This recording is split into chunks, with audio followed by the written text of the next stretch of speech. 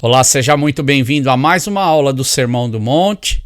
Estamos falando sobre os misericordiosos, essa bem-aventurança tão impactante. E eu já convido você a abrir sua Bíblia em Mateus, no capítulo 5, verso de número 7. Mateus 5, 7, que é onde estão as bem-aventuranças. E vamos ler, então, juntos aqui. Bem-aventurados misericordiosos, porque eles alcançarão misericórdia. Como vimos na aula passada, nada nos move mais a perdoar do que esse conhecimento maravilhoso de que nós fomos perdoados por Deus. E, portanto, nada prova mais claramente de que fomos, então, perdoados do que a nossa própria prontidão em perdoar. E agora veremos hoje esta grande recompensa, que é a fase final do verso que a gente tem aqui, desse versículo de Mateus 5,7, que tem a primeira parte, bem-aventurados misericordiosos, pois obterão misericórdia. Então nós vamos estar vendo o resultado, ou a herança, ou como podemos dizer, a recompensa daqueles que são misericordiosos para com o seu próximo, então. A palavra aqui é eletesontai, esse misericordiosos aqui do final, que obterão misericórdia. Quando falamos da palavra, né, futuro indicativo passivo, que é quando o sujeito da frase, ele, no caso aqui os misericordiosos dessa frase, ele sofre ou recebe uma ação para com a sua vida. E no caso aqui, aquele que se compadece, aquele que tem compaixão, aquele que é misericordioso ou demonstra misericórdia, então ele agora encontra, ele acha, ele recebe, ele é tratado com misericórdia e ele é alvo dessa compaixão. É esse passivo divino. Deus os tratará com misericórdia. Os misericordiosos recebem essa misericórdia da parte de Deus, como vemos em muitas versões bíblicas. Eu não sei qual é a versão que você tem, mas eu trouxe algumas aqui só para nós vermos. Bem-aventurados misericordiosos, que é a primeira parte do versículo, né? A Bíblia Viva, ela diz assim: porque a eles se mostrará a misericórdia. A nova tradução linguagem de hoje, ela vai dizer, pois Deus terá misericórdia delas. A nova versão transformadora diz, pois serão tratados com misericórdia. E a Bíblia, a Mensagem, que é uma Bíblia parafraseada, diz, na hora em que precisarem de ajuda, também receberão cuidado. Essa recompensa, ela acontece da parte de Deus para essas vidas. E o que Jesus está ensinando é que na nossa vida, a vida de relacionamento com Deus não é apenas o nosso relacionamento pessoal com Deus, mas é assim, o nosso relacionamento com o nosso próximo, ele abrange muito mais, ele é muito mais amplo do que eu simplesmente ficar olhando para o meu umbigo e ficar olhando no meu relacionamento com Deus apenas. Mas esse relacionamento com Deus, ele produz frutos. E esses frutos também me acompanham, porque eu sou abençoado por Deus. Faz parte do caráter de Deus, da característica de Deus me abençoar. Portanto, aqueles que praticam a misericórdia, as bênçãos de Deus, de uma forma natural, divina, ela vai repousar sobre estas pessoas que praticam essa justiça, essa misericórdia de Deus. E isso não é uma base de troca, como barganha, eu faço porque eu quero receber de Deus, mas é numa condição da própria natureza divina, do próprio caráter de Deus. E isso é visto com muito carinho para com Deus e seu povo.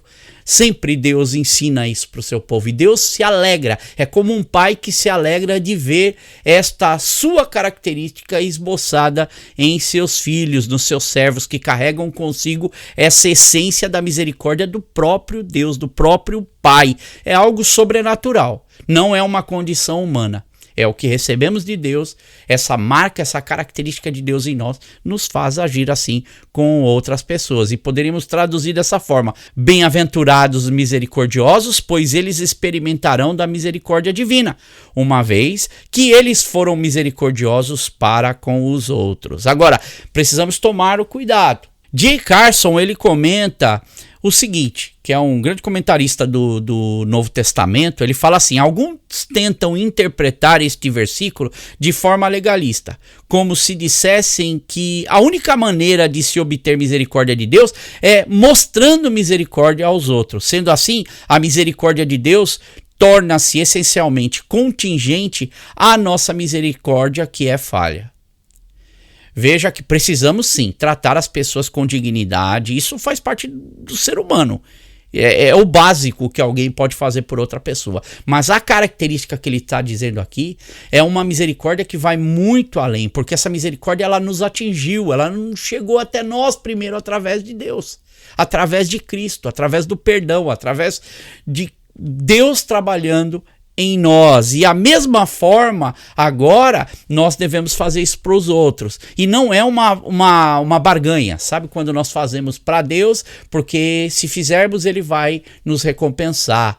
Aí a gente escuta, né? Muito quando fala de dízimos, de oferta, fala 30, 60, 100 por 1, quando fala da parábola lá do semeador.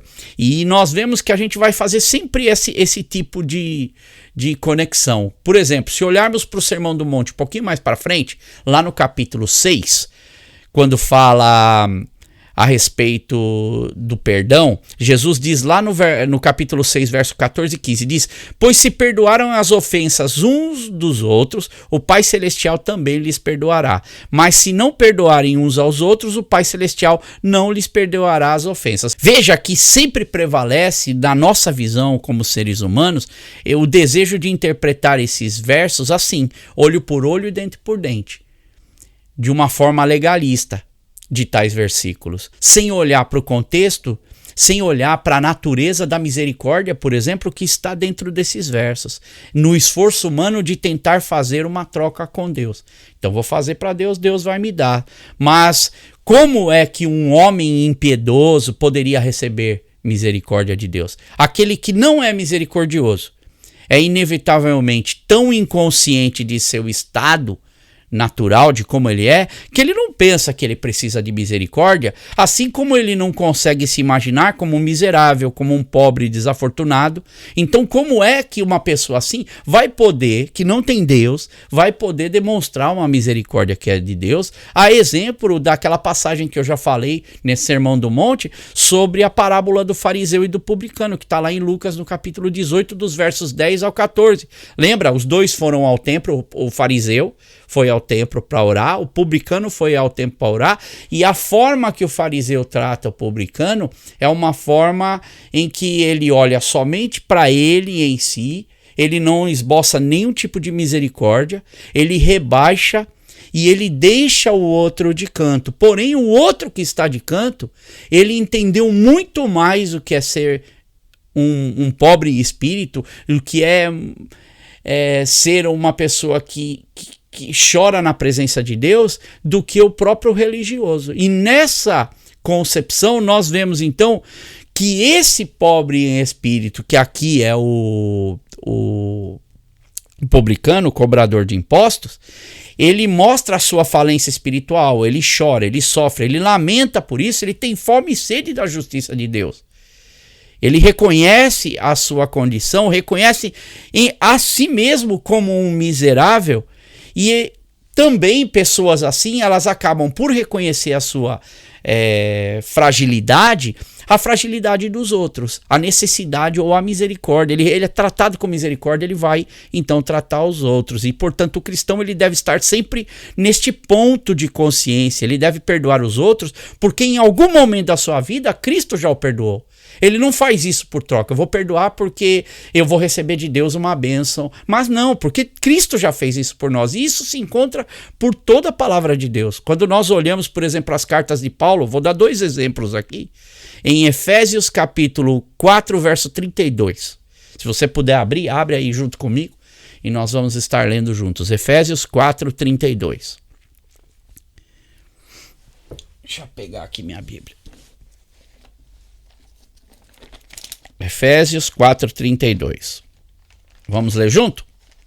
Sejam bondosos e compassivos uns para com os outros, perdoando-se mutuamente, assim como Deus perdoou vocês em Cristo.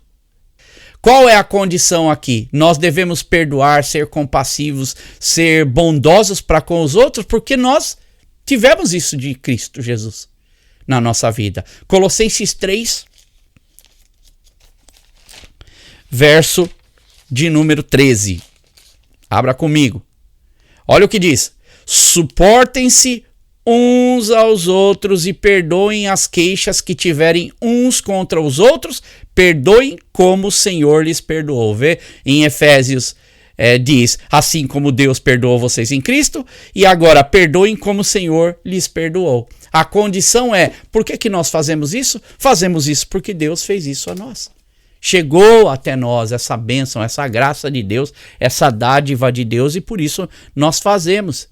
Ele reconhece, então, essa sua constante necessidade de perdão e se torna perdoador como resultado dessa perspectiva também. É Deus que me enche dessa sua misericórdia e, por isso, essa é o meu comprometimento, é o que eu faço já de forma natural.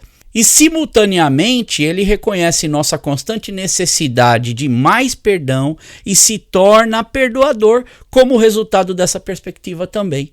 É o que nós lemos, Mateus 6,14. Pois se perdoarem as ofensas uns dos outros, o Pai Celestial também lhes perdoará, porque isso faz parte da essência.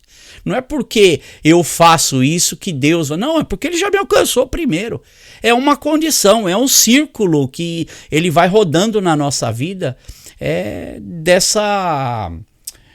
desse relacionamento com Deus. O cristão perdoa porque foi perdoado. Ele perdoa porque precisa de perdão. Perdoar e ser perdoado é mostrar misericórdia e receber misericórdia. E os dois estão inteiramente ligados, inseparáveis. E Jesus ilustrou em sua parábola, uma outra parábola que ele diz do servo impiedoso. Você conhece essa parábola? O servo impiedoso, ou em algumas versões é conhecido como a parábola do credor incompassivo. Essa parábola é fantástica, é linda essa passagem bíblica que está lá em Mateus 18. Se você quiser abrir aí, Mateus 18, para acompanhar, andar junto comigo. Mateus 18, versos 21 a 35. Que começa com o quê? Uma pergunta de Pedro. O discípulo de Jesus vai fazer uma pergunta para ele. Então Pedro se aproxima de Jesus e pergunta: Senhor, quantas vezes deverei perdoar a meu irmão quando ele pecar contra mim? Até 7 vezes? Veja que queremos contabilizar, colocar parâmetros humanos. No caso dos judeus, pela sua cultura, colocar os parâmetros da lei ou do conhecimento que ele tinha da sua cultura. E para nós hoje, quando a gente chega para Jesus, a gente olha pela recompensa. É o que nós temos visto isso muito hoje, né? E Jesus conta agora uma parábola. E essa parábola que está em Mateus 18, a partir do verso 23 ao 35, exemplifica muito bem isso que eu estou falando. Olha o que diz na parábola, essa história aqui. Diz: por isso o reino dos céus é como um rei que desejava acertar contas com os seus servos. Quando começou o acerto, foi trazido à sua presença um que lhe devia uma enorme quantidade de prata. Como não tinha condições de pagar, o Senhor ordenou que ele, sua mulher, seus filhos e tudo o que possuía fossem vendidos para pagar a dívida. O servo prostrou-se diante dele e lhe implorou: tenha paciência comigo e eu te pagarei tudo. E o senhor daquele servo teve compaixão dele, cancelou a dívida e o deixou ir. A atitude do Senhor foi uma atitude de misericórdia para com aquele homem. Aquele rei tem uma atitude benevolente para com ele e o perdoa. E o que nós imaginamos é: agora esse homem aprendeu a lição. Ele recebeu uma grande dádiva desse rei.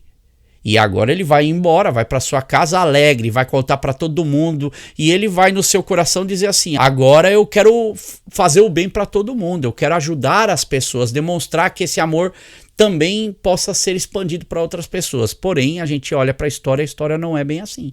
A história continua a partir do verso 28 dizendo o seguinte: mas quando aquele servo saiu, encontrou um de seus conservos, aquele ao qual ele tinha certa liderança sobre ele, que lhe devia 100 denários e agarrou-o e começou a sufocá-lo, dizendo: pague-me o que me deve. A atitude dele mostra que ele não aprendeu a lição, que o coração dele estava preso com as coisas desse mundo, com a ganância. E então o seu conservo caiu de joelhos e implorou-lhe: tenha paciência comigo e eu lhe pagarei.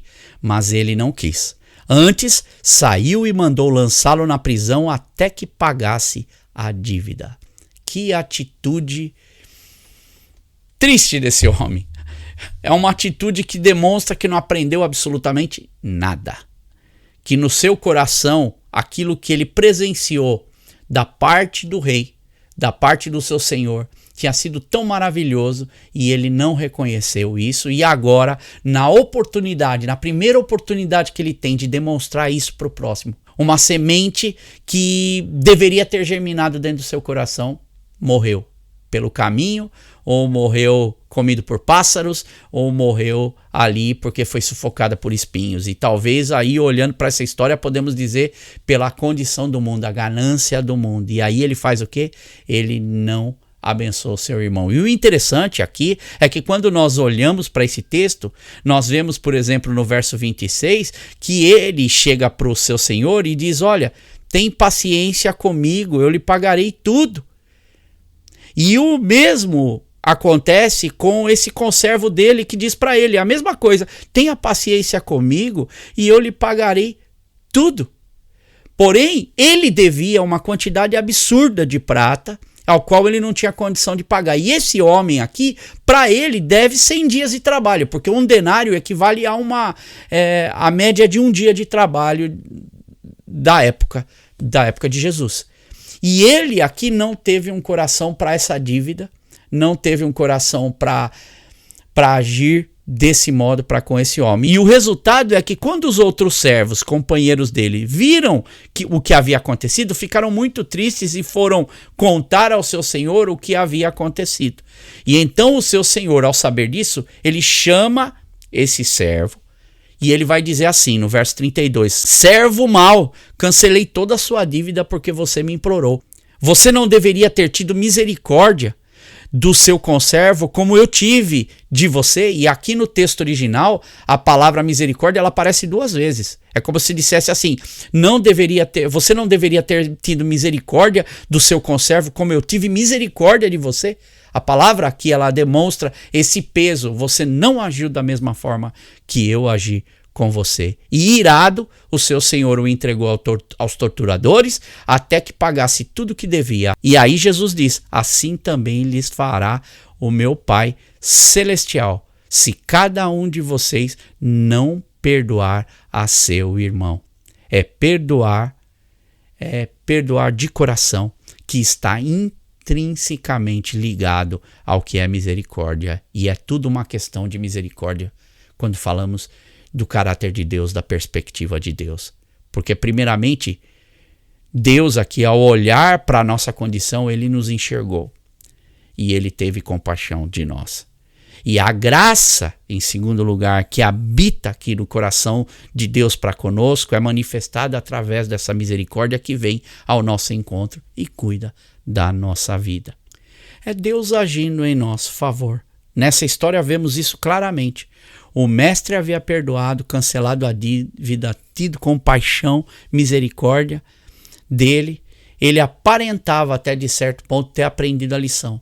Se a história não continuasse, nós diríamos: esse homem aprendeu a lição, ele nunca mais vai fazer isso. E aliás, é o que muita gente, quando erra, a gente vê isso acontecendo. Ela diz no momento que ela está passando pela tribulação, ou pelo momento de dificuldade, ou por causa do pecado, ou por causa da situação que ela está, ela diz assim: se Deus me tirar dessa, eu nunca mais vou fazer isso. Eu vou ser uma pessoa diferente. Mas ela volta à sua vida normal. E ao voltar para a sua vida normal, vai cometer todas as coisas novamente, porque não houve mudança dentro dela. Ela aparentava ser pobre em espírito, aparentava ter sido uma pessoa agradecida, mas aquilo era só da boca para fora. Aí vem outro com uma dívida muito menor que a dele e ele não age da mesma forma, não tem misericórdia nem compaixão, não se comportou como um pobre de espírito, como um manso, como um humilde, nem como alguém que tem fome e sede de justiça de Deus, porque ele mesmo não teve nem a mínima justiça para com o seu próximo. E aí, aos olhos dos outros, um mau testemunho. Um testemunho ruim, como a gente vê hoje muito acontecendo por aí. Um testemunho de que às vezes a pessoa se diz misericordiosa, mas seu coração é apenas como a do fariseu ali olhando para o publicano dentro do templo, ou como desse conservo, quando ele tem a primeira oportunidade de demonstrar a Deus, porque ele é vazio, ele acaba fazendo uma coisa completamente diferente.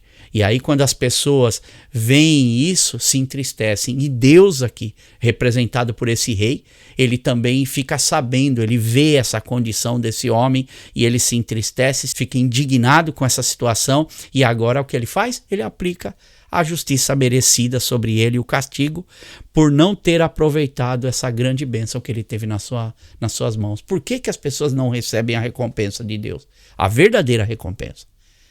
Não essa recompensa que é prometida aí por aqueles que fazem com as suas próprias forças. Não. A recompensa de Deus, aquela que está descrita aqui nas bem-aventuranças. Por que não recebem? Porque não andam de acordo com a vontade de Deus e não tem Deus. As suas atitudes não representam esse senhorio sobre as suas vidas. O que podemos dizer aqui que é o macarismo. Isso se chama no termo que a gente diz teológico, macarismo, que vem de Macários.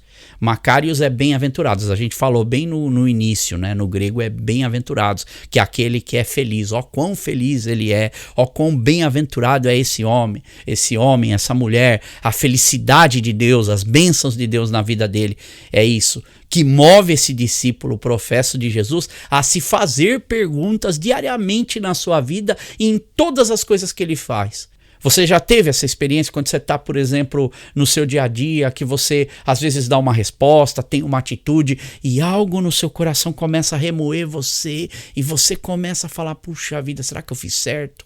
É o Espírito Santo trabalhando em você e por você ter entendido ou estar entendendo essa mensagem de Deus, você começa a ter uma reação que é ponderada, que é debaixo da direção de Deus. Olha que bonito, porque um cristão verdadeiro em Cristo, ele faz essas perguntas difíceis para a sua vida. Eu ouço muita gente falar assim, em meus passos o que faria Jesus? Eu já li esse livro e eu já vi esse filme várias vezes. É lindo na teoria, mas na prática é uma coisa completamente diferente, porque para vivermos isso na prática, como seres humanos, é necessário estarmos cheios de Jesus, estarmos cheios de Deus. E precisamos fazer a pergunta, ou as perguntas, sou misericordioso ou arrogante para com os miseráveis? Sou gentil ou inflexível para os oprimidos? Sou útil ou insensível para com os que se desviam? Sou compassivo ou impaciente para com os caídos? E quando admitimos, então, essa nossa falência, primeiramente, aí sim nós podemos dizer que nós começamos a alcançar isso de verdade nas nossas vidas. E a resposta, quando falamos, em meus passos o que faria Jesus, nós realmente estaríamos andando com Cristo, porque ele faz parte integrante da nossa vida. Portanto, se eu e você fôssemos julgados pelo que merecemos, então ficou bem claro, nenhum de nós teríamos alguma chance, pois se olharmos por essa questão legal, não só não teríamos condição de pagar essa dívida como nós vimos na parábola que falamos agora, mas também não teríamos condição de pagar pelo nosso pecado e o perdão seria impossível. Mas pelo amor de Deus, pela graça de Deus, nós somos salvos pelo Senhor Jesus, e isso é dom de Deus que envia o seu Filho, como diz lá em Efésios no capítulo 2, versos 8, que diz, pois vocês são salvos pela graça, por meio da fé, e isso não vem de vocês, é dom de Deus, não por obras, para que ninguém se glorie. É claro demais aqui como tudo se completa. Nós somos salvos pela graça, esse Senhor que tem misericórdia de nós, da nossa condição, por meio dessa fé que nós então reconhecemos toda essa necessidade de Deus na nossa vida, nós então vamos reconhecendo que não depende de nós, isso não vem de nós, é um dom de Deus. E eu, cheio de Deus agora, entendendo que não é por obra, eu não perdoo porque Deus vai me dar algo, eu não faço, eu não estou agindo com misericórdia porque Deus vai fazer, é porque Deus já fez. Nós agimos com misericórdia porque aquele que habita em nós quer e trabalha em nós diariamente para o bem, não só da nossa vida, mas para o bem do nosso próximo. E devemos agir com misericórdia para com este próximo, então, da mesma forma com que fomos tratados. E eu sou verdadeiramente perdoado e mudado quando eu sei verdadeiramente perdoar e acreditar em mudança também na vida dos outros. Eu não sou o único que foi mudado. Eu não fui o único que teve chance. Deus também dá oportunidades. Como Deus acreditou e creditou em meu favor para que eu possa fazer isso pelos outros. É uma linda expressão de amor de Deus que devemos também fazer para com o próximo. É Jesus na cruz. Quando olhamos para Jesus lá em Lucas 23:34, o que Jesus diz? Ele diz: Pai, perdoa-lhes porque eles não sabem o que estão fazendo. Veja que Jesus, ele vê a força do pecado ali na vida destas pessoas, naqueles homens que levaram eles a cometerem aquela atrocidade, aquela maldade contra Jesus. E ao invés então de Jesus pegar e revidar, que seria natural de um ser humano falar: olha a maldade que estão me fazendo, vocês vão pagar por isso. Não, Jesus, ao invés do revide, do ódio, da raiva, Jesus é movido por misericórdia e compaixão por eles. Eles eram o quê? Vítimas governadas e dominadas pelo pecado. E Jesus entende isso, Jesus sabe disso. E que também é refletido nos discípulos de Cristo. Vou dar um exemplo aqui em Atos, no capítulo 7, versos 59 e 60, onde fala de Estevão. Que Estevão, então, por falar e proclamar o evangelho de Cristo, a perseguição agora vem sobre o seu discípulo, ali Estevão, que era um dos diáconos da igreja que se iniciava ali em Atos, a partir de Atos 2. E agora Estevão, ele nesse momento, enquanto está sendo apedrejado, diz o verso que Estevão orava: Senhor, recebe o meu espírito. Ele poderia estar falando um monte de outras coisas. Ele poderia estar falando: olha que justiça que estão fazendo para mim. Senhor, manda fogo do céu e resolve essa minha situação. Venha ao meu socorro. Não, mas ele diz que caiu. O texto diz que ele caiu de joelhos e bradou: Senhor, não os considere culpados desse pecado. É o eco da mensagem de Jesus. Só um coração realmente cheio da presença de Deus, que sabe para onde ele vai. Como ele diz aqui: Senhor, recebe o meu espírito. E aí diz o texto que após bradar e falar isso também, que enquanto era apedrejado, ele adormeceu enquanto dizia isso. Olha que sereno numa cena tão complicada. Por quê? Porque é um coração cheio de Deus.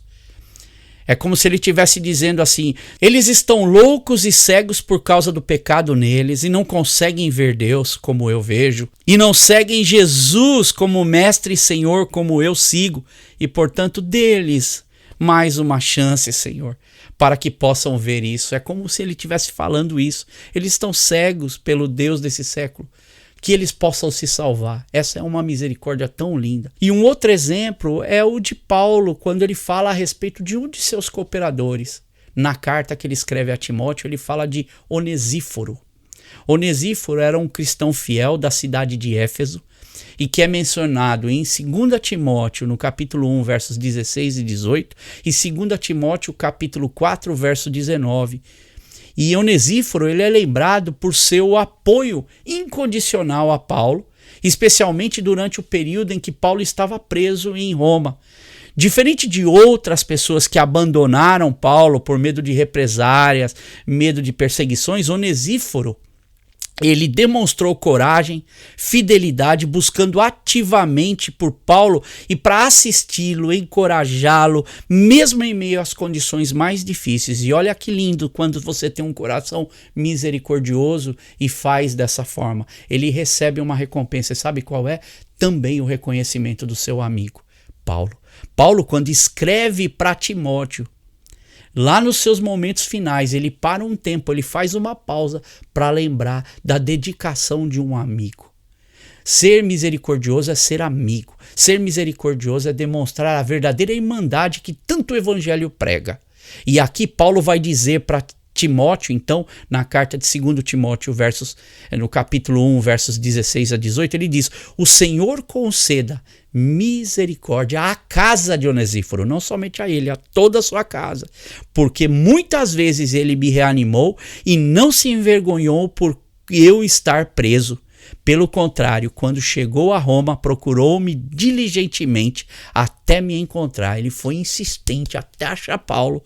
E no verso 18 diz: conceda-lhe o Senhor que naquele dia encontre misericórdia da parte do Senhor. Você, aqui falando para Timóteo, sabe muito bem quantos serviços ele me prestou em Éfeso. Que lindo! É Paulo mostrando aqui o seu amigo, agradecendo a Deus numa oração, dizendo aqui o quanto esse amigo foi valoroso e o ajudou. Paulo sabia da condição a qual ele estava e o quanto ele recebeu o conforto desse amigo, e foi através da misericórdia de Onesíforo que ele então encontrou esse conforto. E nós sabemos que também recebemos essa misericórdia de Deus. Há uma história aqui sendo contada, e se não praticamos essa misericórdia, infelizmente, ainda não entendemos quem Deus é e não fomos verdadeiramente transformados por Deus. Que possamos fazer uma análise da nossa vida, se nós queremos ter uma recompensa de Deus. Cristo disse que da mesma medida que medirmos, também nos medirão a nós. Bem-aventurado os misericordiosos, pois estes sim encontrarão misericórdia, e uma misericórdia verdadeira de Deus. Deus te abençoe.